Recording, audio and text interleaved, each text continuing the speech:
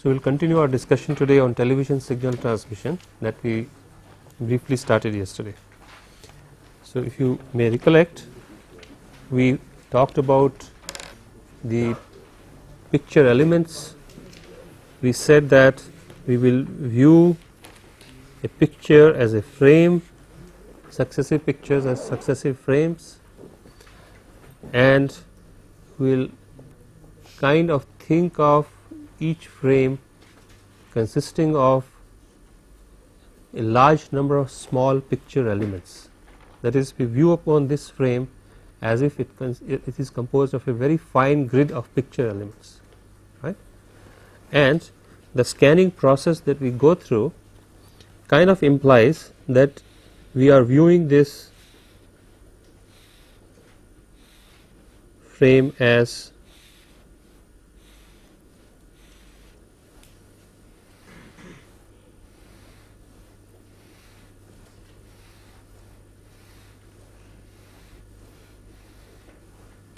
so many picture elements, right. Now, the number of these elements depends on how many lines you use to scan the frame, right. And we said that in one of the standards, namely the NTSC standard, the number of lines per frame is 525, right. So, which essentially kind of implies that you are viewing as if this picture contains 525 into 525 picture elements, right, pixels, right. The scanning process, of course, is not exactly like this. The scanning process is a little different in the sense that you have a scanning process which goes from left to right like that. And also the scannings are interlaced, right.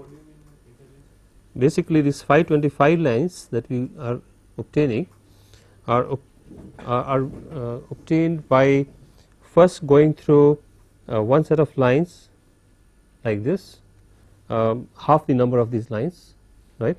So, in let us say we will call it, how much will it be, half of it, 262.5, right.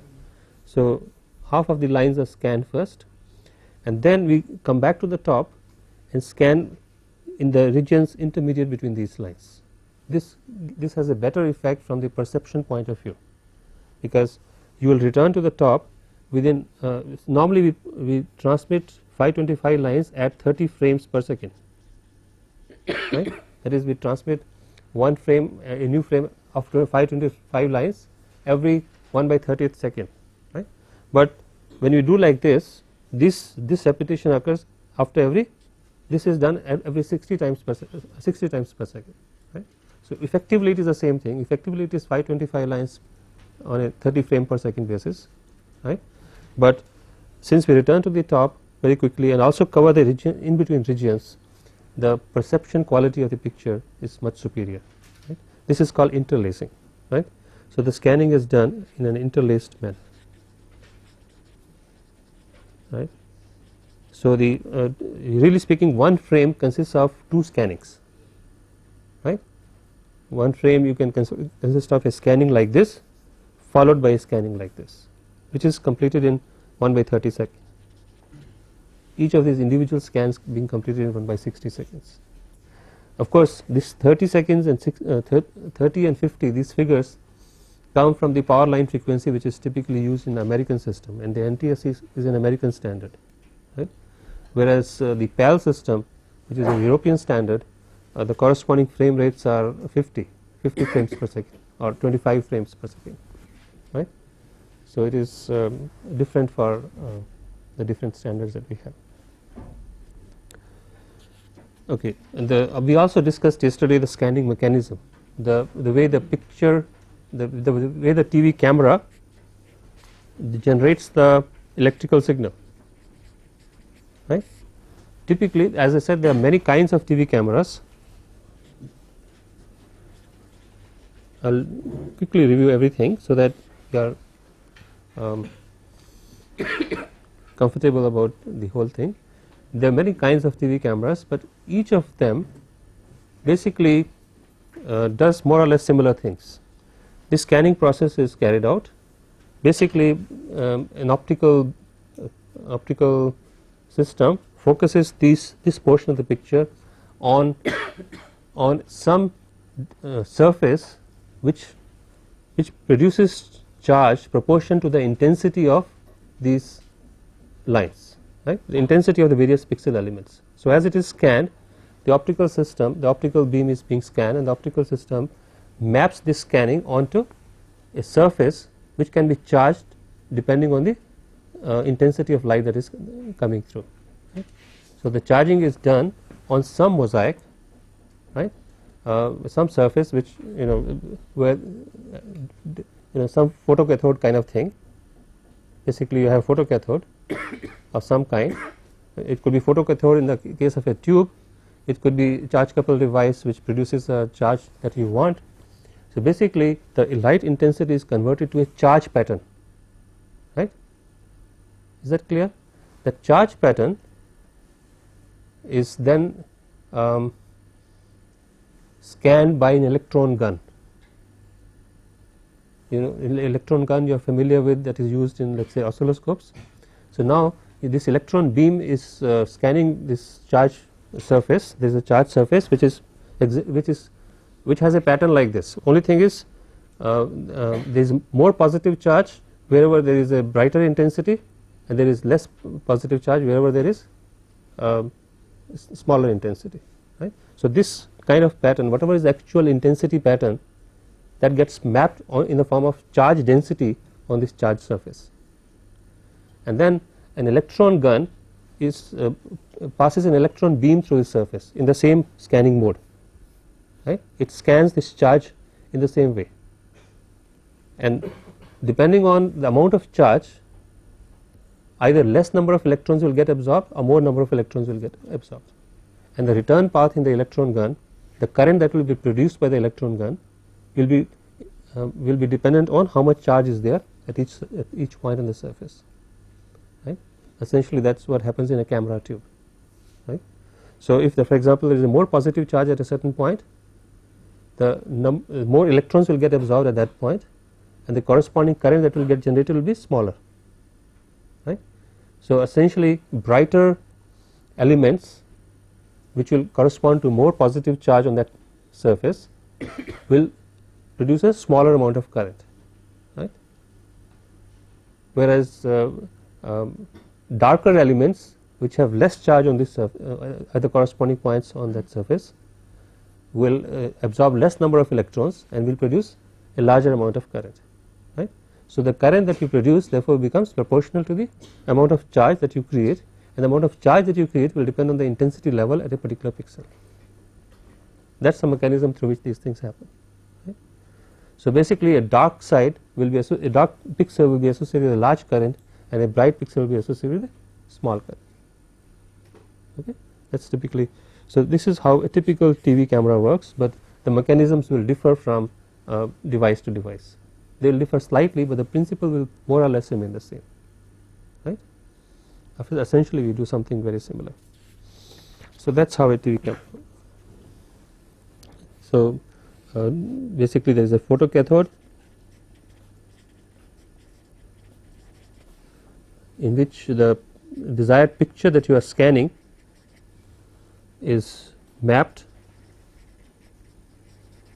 in the form of a charge pattern,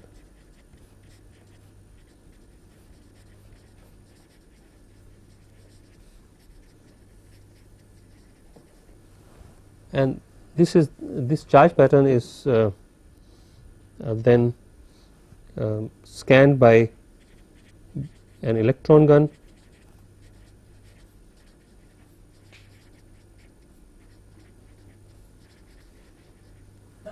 whereby the current produced depends on the intensity level.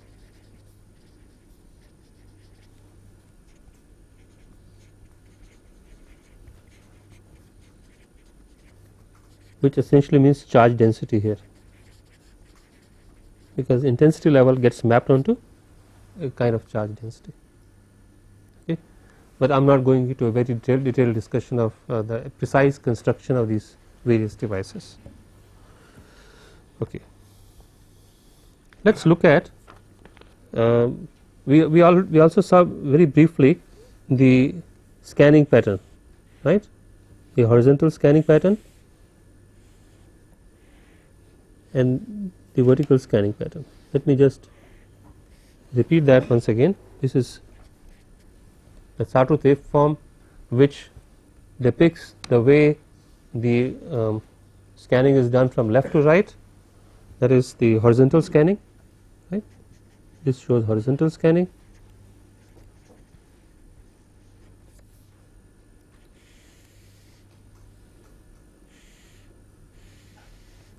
and this shows vertical scanning. Of course, I should show a break here, because there will be 525 such horizontal scans corresponding to one vertical scan, right.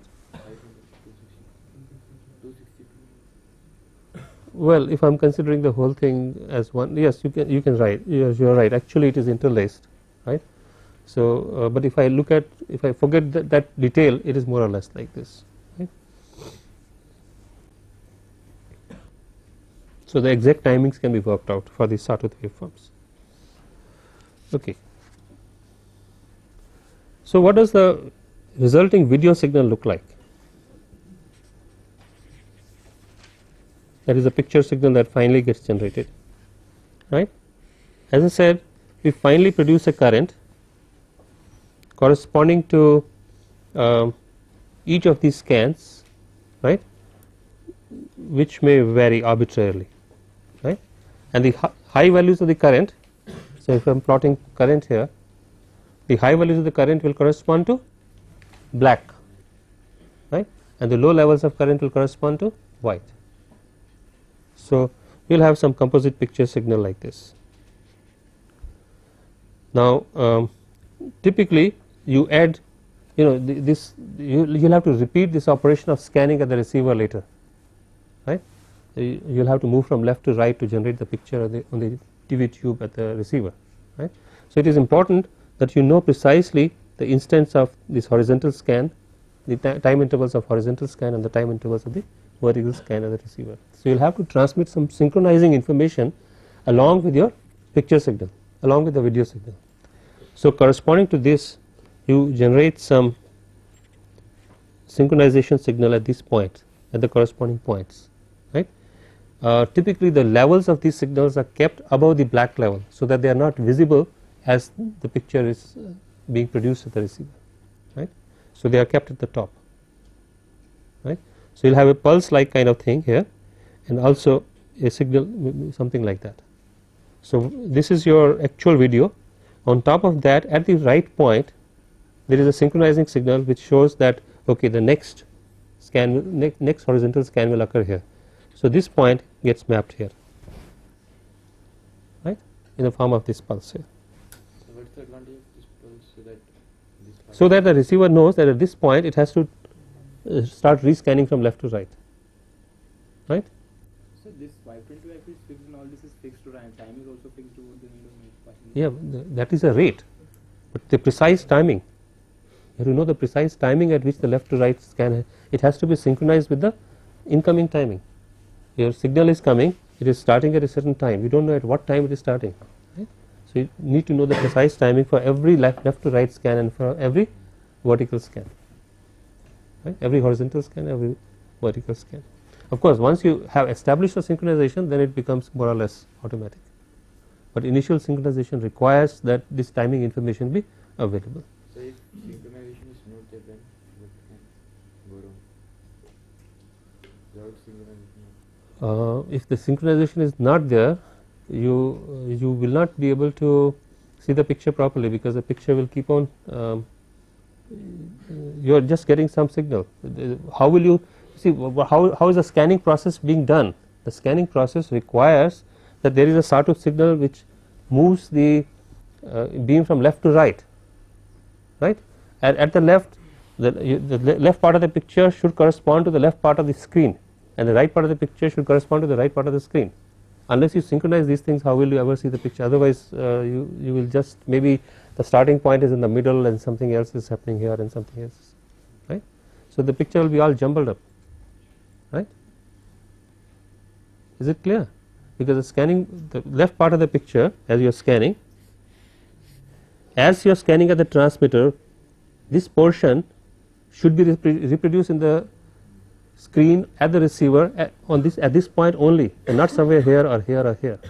So unless you know when to start the scanning at this point, right, with respect to the incoming picture signal, you will not know where will this get mapped to, right. So you have to have very precise information about this, and these pulses which are put on top of this give that information to us. So these are called synchronizing pulses. So so this is a synchronizing pulse. There has to be one such pulse for the vertical also. That's right. You will have the synchronizing pulse for every horizontal scan and every vertical scan, right. Of course, the vertical pulse synchronization information can be derived from the horizontal pulse synchronization. So we don't have to make a special effort for that, right. But this has to be there for every such period. So this is typically how your composite video signal will look like.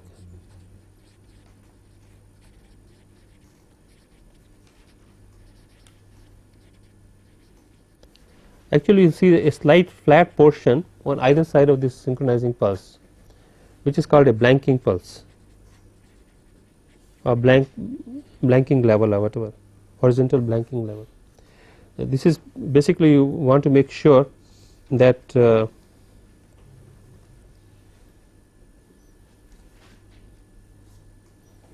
in the retrace path, in this path, I think I have not drawn a very good picture here.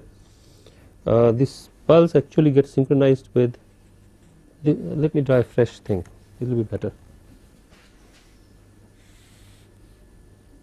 Let me just draw one such waveform to appreciate what we are saying. So your picture signal is coming, and at this point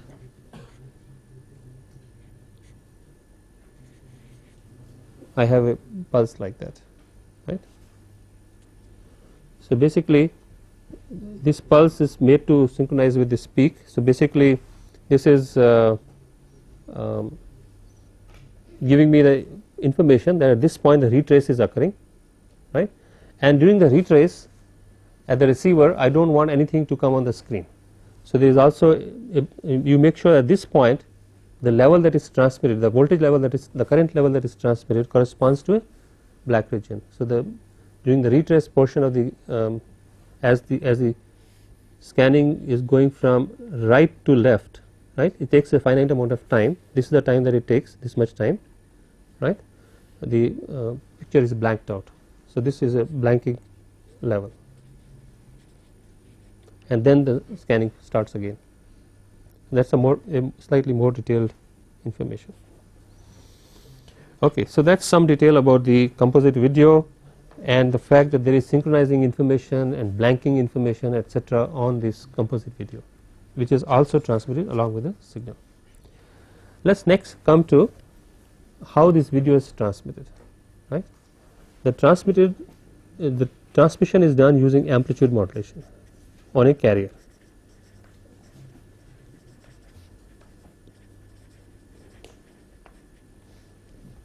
Right, and as we will soon see, the picture signal has a very large bandwidth,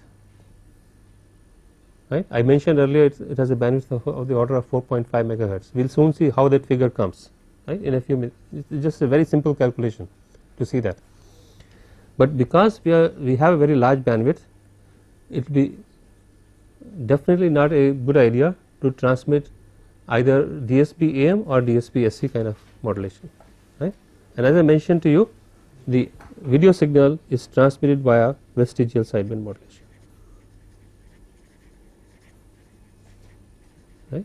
So using some appropriate carrier frequency f sub c. The carrier frequency f sub c could lie in one of various possible bands. Typical channels for this are 54 to 88 megahertz, that is one band. Then there is 174 to 216 megahertz, and then there is 470 to 890 megahertz. These are some of the standard bands which are used for transmitting pictures. These are the two VHF bands, and this is a UHF band, right. So you could choose a carrier frequency in one of these bands and transmit.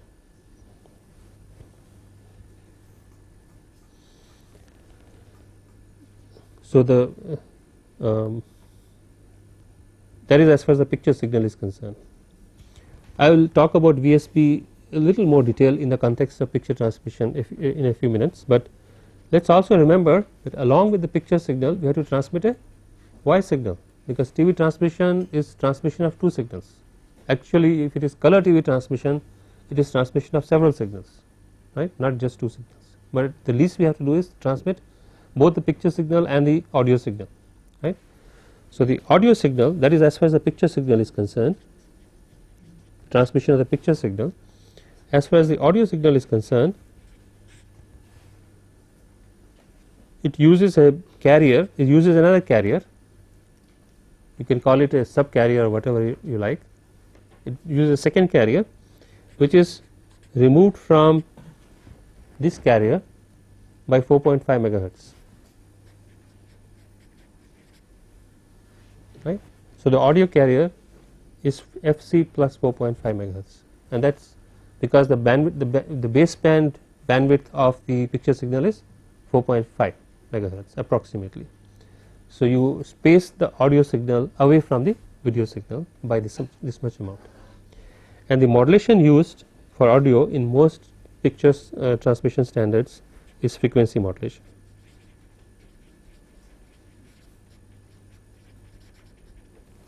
So the audio signal frequency modulates a carrier of this frequency, right, and these two signals are transmitted together.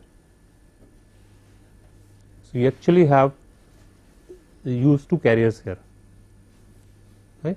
So if you were to draw the spectrum of the transmitted signal, this is what it will look like.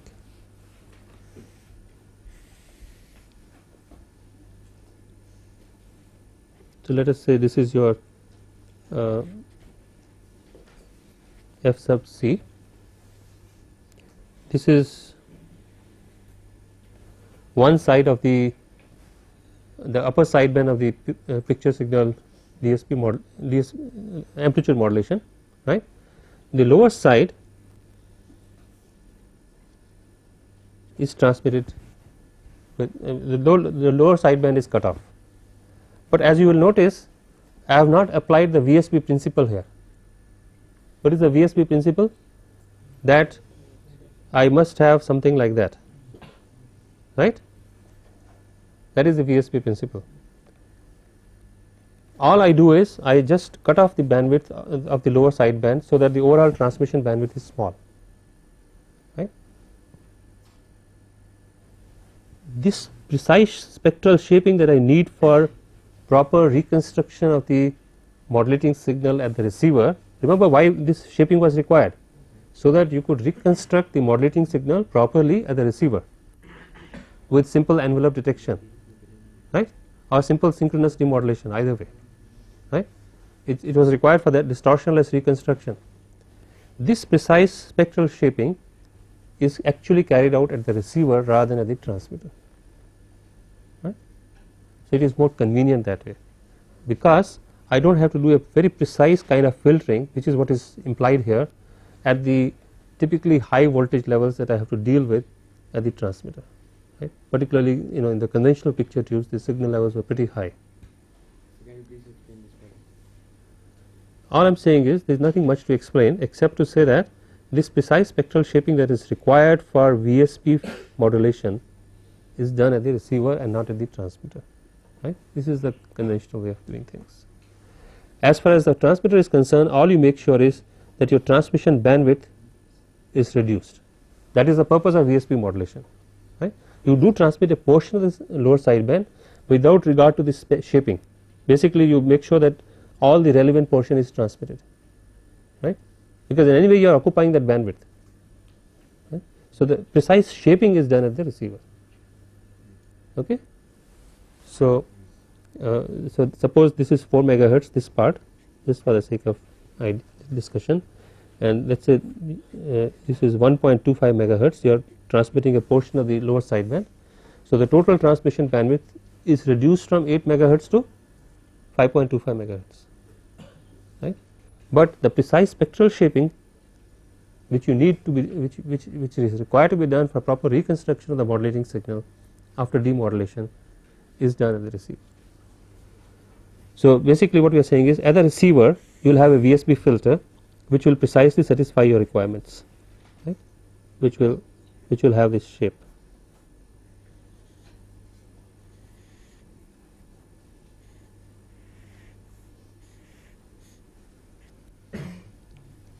Okay, that is as far as the video is concerned. So this is the VSP filter at the receiver.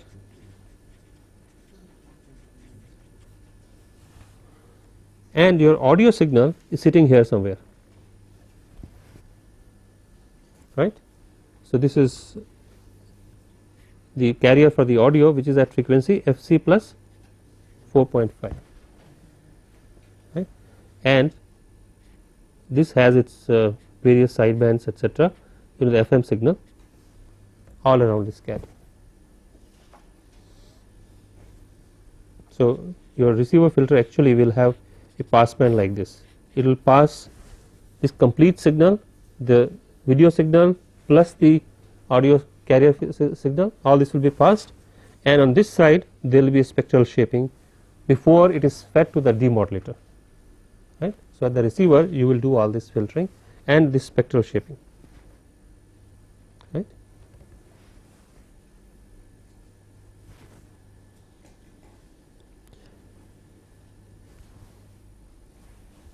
So that is a typical picture for, so this is a frequency domain picture, this is F, right.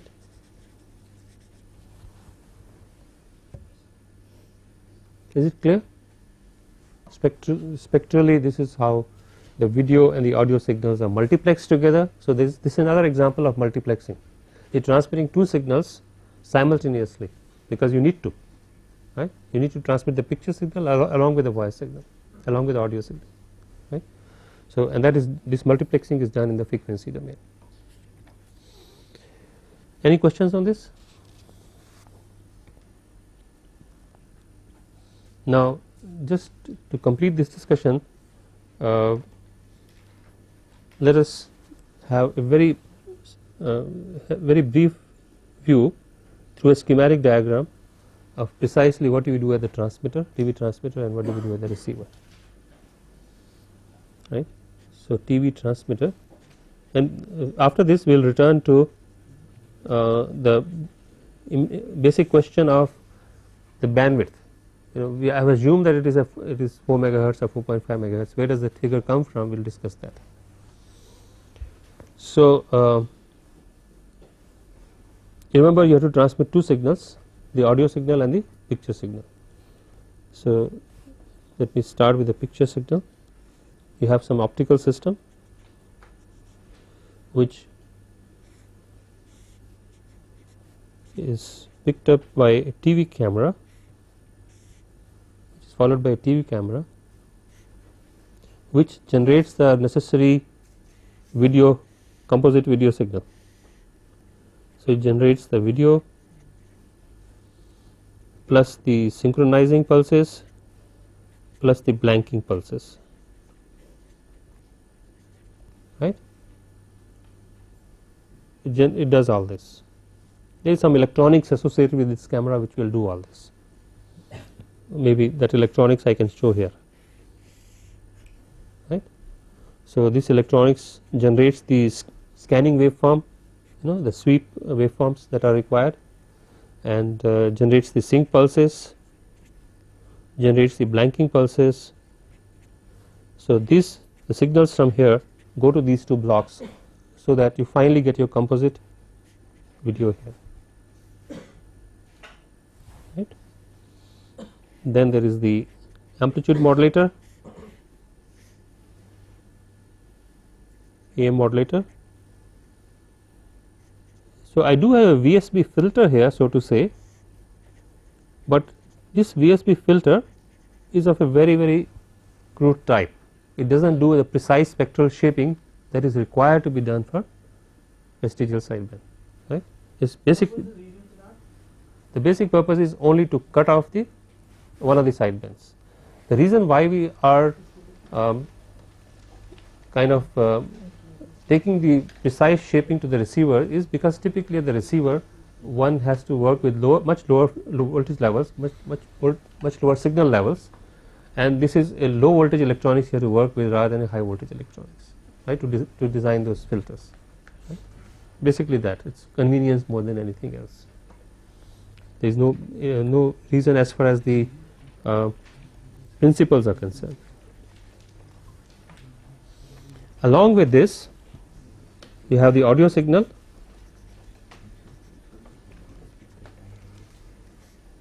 the audio amplifier, the frequency modulator,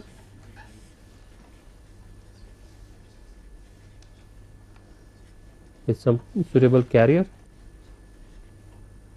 and these two are added and transmitted. When we are using the complete band for transmitting, not the use of VSB. We are using the What is the use of? VSB. We are using the complete band for. No, not. I mean, I don't want to transmit 8 megahertz. If I were to use DSP AM, if I don't cut off, I will be actually transmitting a band signal of 8 megahertz bandwidth. Right.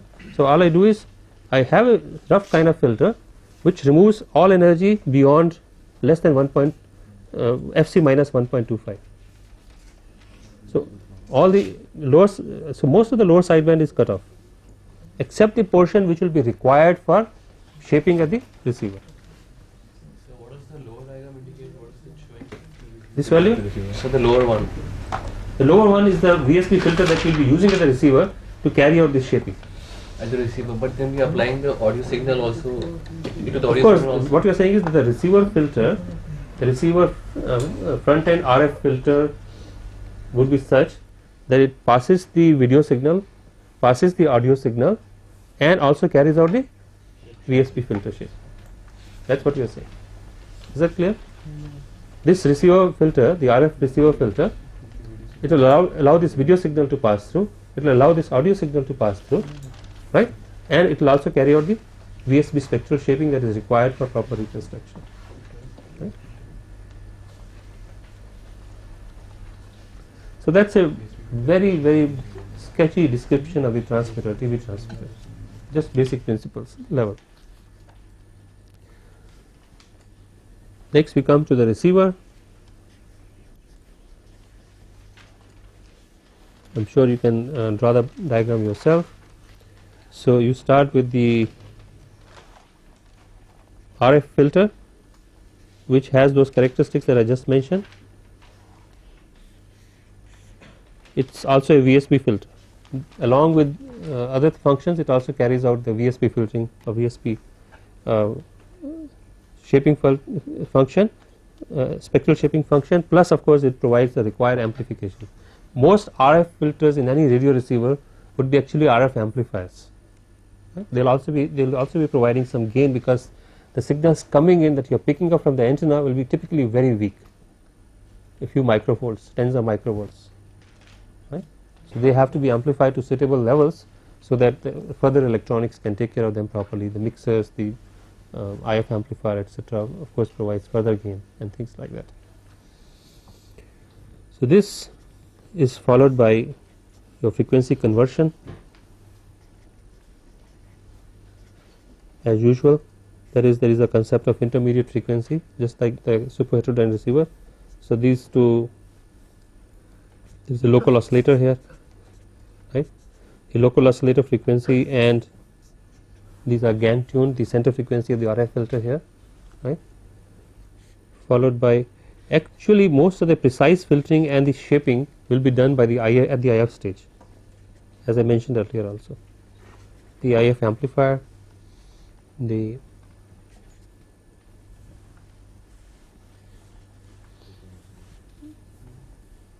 and basically now what you are doing is you are picking up this entire signal,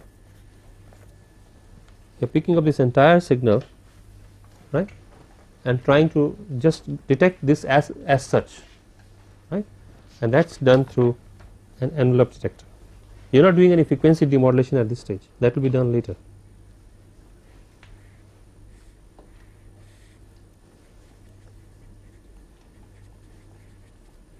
Because you know that a VSP signal can be demodulated using an envelope detector if you use, particularly if you try the method of addition of local carrier, right.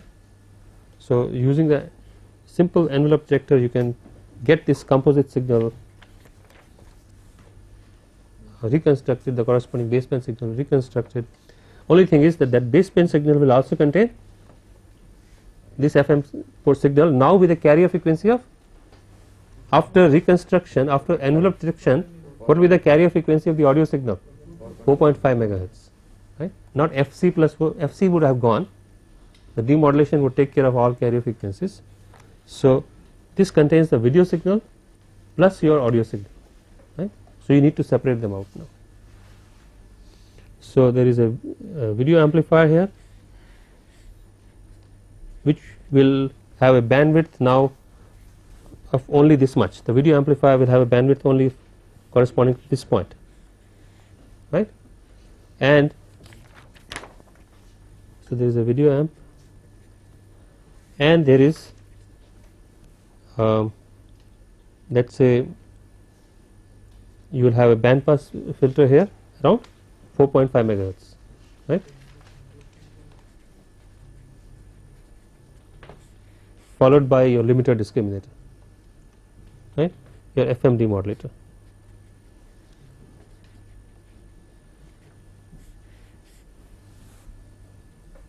Followed by audio amplifier, etc. I am skipping those details, and that is the audio signal. The video amplifier output, which provides you the composite video along with the synchronizing information, etc., all that is fed to a picture tube.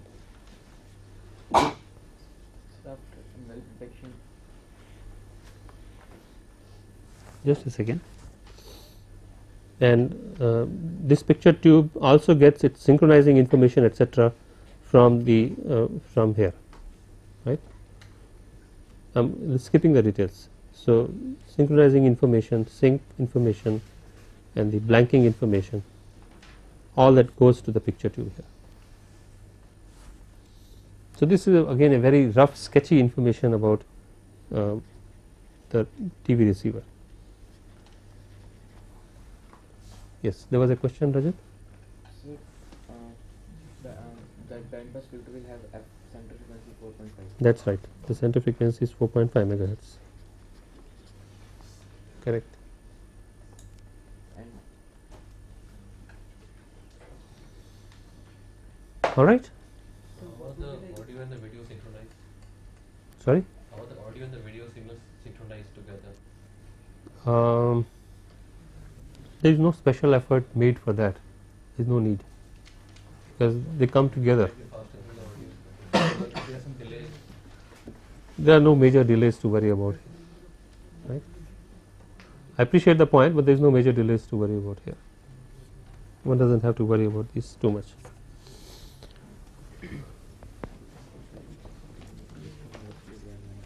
Okay.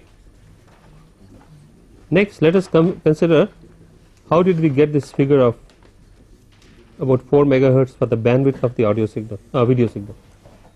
Let us consider the bandwidth issue now. Let us recollect what we started with when we talked about the picture signal. Really speaking, the bandwidth comes from the way we depicted the picture as composed of so many picture elements, right. We said that you can think of a picture from the point of view of perception.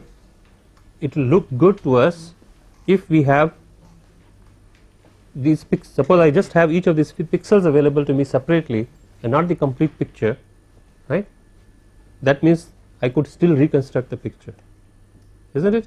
Put these pixels together, right. If I had just samples of this picture, which is pixels are essentially samples here, these many samples in this frame is good enough, right. And but only thing is, from the again from perception point of view, I must have successive frames coming at this rate, 30 frames per second, with so many picture elements in each frame. So that gives me the kind of sampling rate that is associated with the sampling process in the picture that is good enough for my perception by the eye, right. So as if I am representing the picture by so many samples, the number of samples is 525 into 525, and these many samples per frame are to be repeated at the rate of 30 frames per second, right. Every 1 by 30th second I must have so many samples available to me for reconstruction. So basically, how many frames are how many samples we are talking about? So sampling rate that we are talking about, overall sampling rate is 525 into 525 into 30, right. Is that true? Every second I need to have, no, this is 30 frames per second. So this is the number of samples that I look at per second. Could say that pixels are, I'm now talking, I'm thinking of pixel as a sample, right.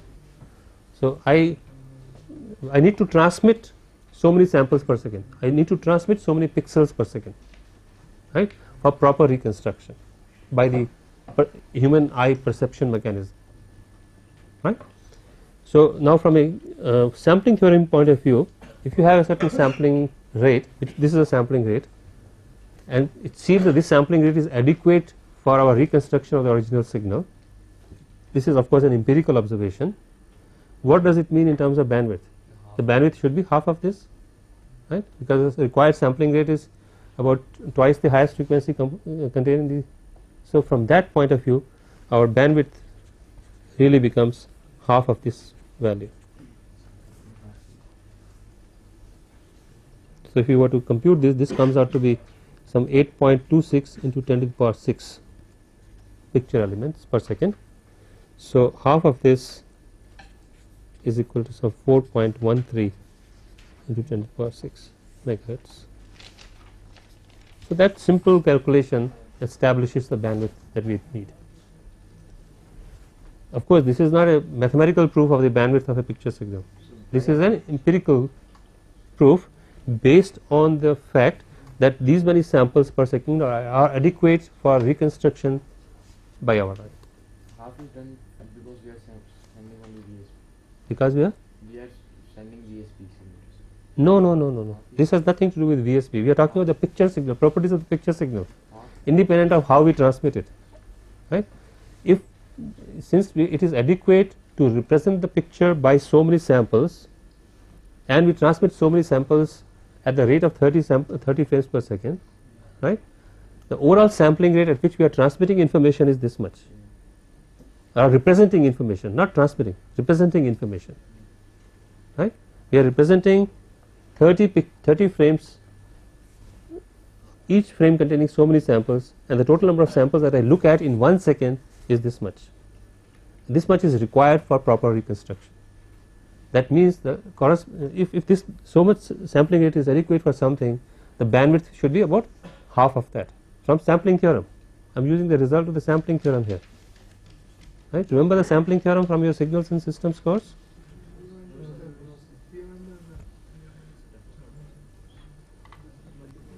I don't know whether that is correct, but okay, let me repeat the sampling theorem for you.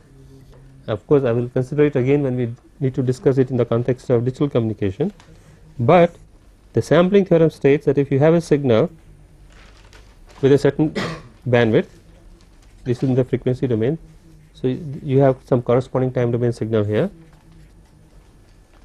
right. This is the frequency domain representation, this is the corresponding time domain signal. The sampling theorem states that if I were to sample this time domain signal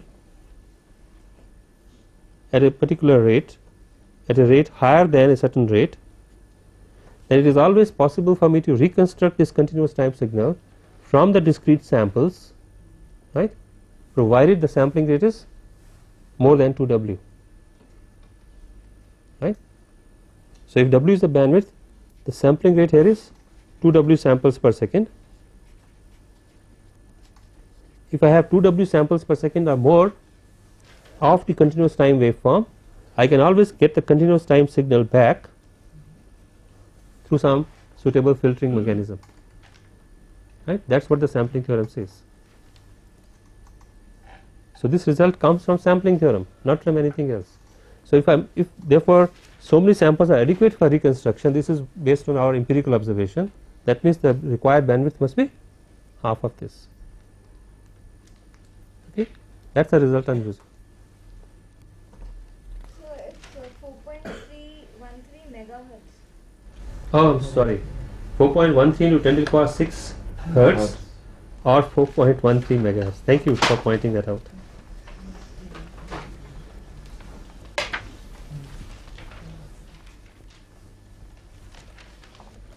Okay. A few words about color television. Just a few words, because I don't think I will have the time to go into much more detail, but for those of you who are interested in more detail, a very good amount of detail is available in the book by Lathi. I like to recommend that book for those of you who are who wish to know the precise mechanism of color transmission in more detail. But roughly, the difference between black and white and color television is primarily this, that instead of picking up one signal which is proportional to the intensity level of the picture, you need to somehow pick up 3 signals. So, obviously you require 3 different cameras which are sensitive not just to the intensity or the brightness level of a picture element, but to the colors, 3 basic colors, right.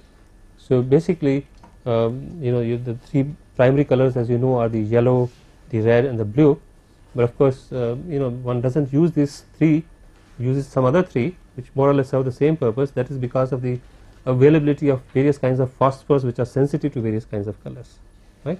So, the typical 3 basic colors that are used are the red, green and the blue, because phosphors of these are easily available. For example, if you have phosphor which is sensitive to this, it will produce, when it is struck by the electron gun, it will produce the green color, right. You probably don't have which will those which will produce a yellow color. So, these are the 3 basic colors. So, you have 3 cameras which are sensitive to these. So, you have an optical system which resolves the image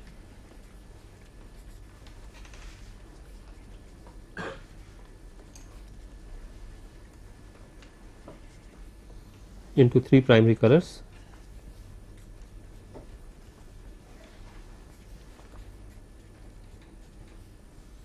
Basically by using 3 different camera tubes or cameras, whatever you like to call it.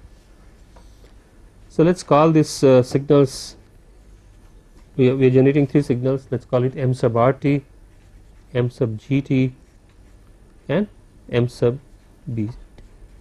The red color signal, the green color signal and of course the signals are not colored, they represent the 3 different colors. Now, if you transmit these 3, first of all, now there is a problem of 3 signals having to be transmitted. There are big issues here, you have to be very careful. 3 signals transmission, if each of them suppose has a 4.5 megahertz bandwidth, you are in trouble, right. So, that is one issue. The second issue is you would like to make sure, again there is a compatibility issue, just like the monophonic FM transmission and the stereophonic FM transmission. When they were designed, when the stereophonic system came in, you had to make sure that the monophonic system also is able to receive the signal and enjoy it. So, similarly, when the color transmission came, of course now it is only color transmission, but when it came there was a lot of black and white transmission and there were a lot of black and white TV receivers. So, they have to make sure that this transmission is compatible with the corresponding receivers, right. Of course, in today's context it is not very relevant, but at that time it was definitely very relevant. So, this there are two, basically there are two problems. One is 3 times as much bandwidth as that of monochrome TV,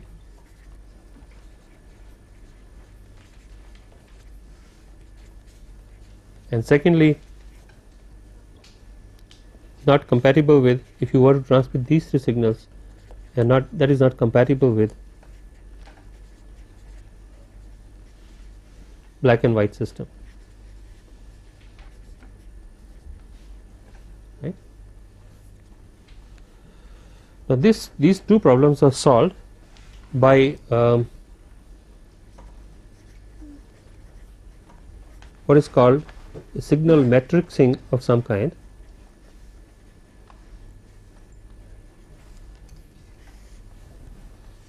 That is, you use these 3 basic signals to generate another set of 3 signals by taking their linear combinations, which have some special properties, right, and then you use these special properties to both conserve bandwidth as well as make it compatible with the black and white transmission. Okay. So, you generate 3 signals, we will call it MVT, which is, there are some, where do these coefficient values come, do not ask me at this moment, because they come from a lot of experimentation, they are be obtained empirically and not, they do not come from any theory.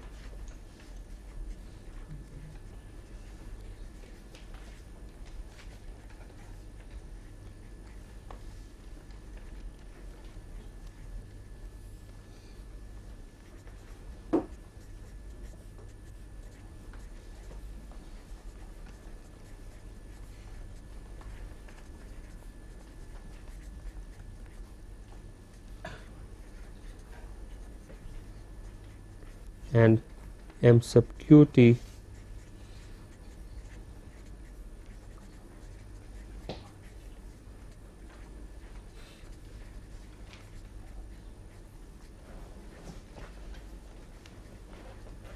all right.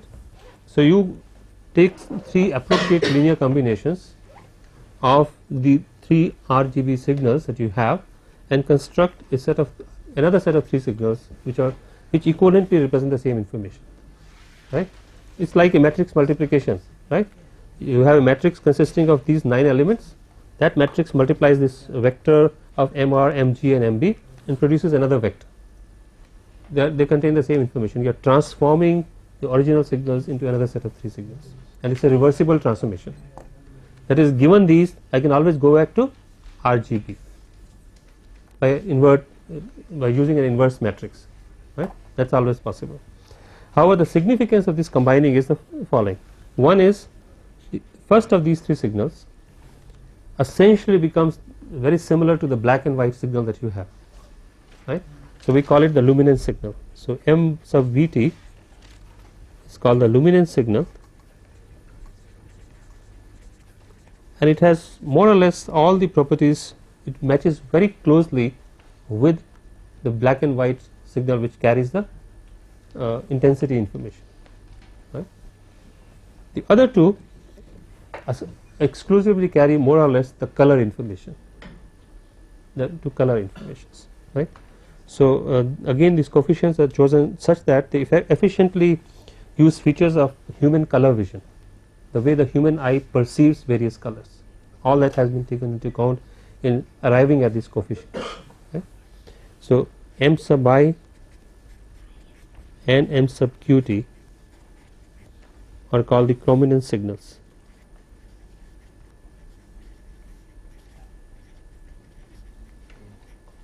Okay. Now, that takes care of the compatibility problem, because what does it mean? That the black and white receiver will only use this signal, it will not use these signals, right, for reconstruction. Although the problem is not as simple as that, but at the moment I think that kind of argument will suffice, right. the problem of bandwidth is still an issue, because we still need to transmit 3 signals, right. Now this is a matter of detail.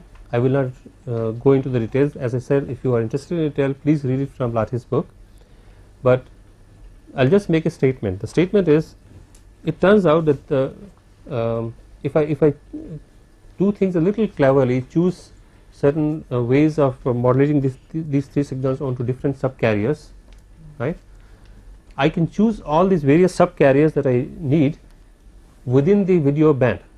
I do not need to go outside the video band, because the detailed spectrum of the video signal has certain features which makes it possible to do that, number 1. Number 2, the way it is done is such that it is still possible to separate out the 3 signals of the receiver, and they do not cause any interference with each other, right. But the details I am going to skip here. So actually these 2 signals are transmitted in the using quadrature amplitude modulation, right. That is why I use the subscripts I and Q, right, using quadrature amplitude modulation on an appropriate subcarrier. Let me call it F sub CC, which is chosen carefully so that the bandwidth problem is also sorted out. Okay. Except to say this, I will not go into more details, and we will stop here today, and thank you very much. So exam is open book.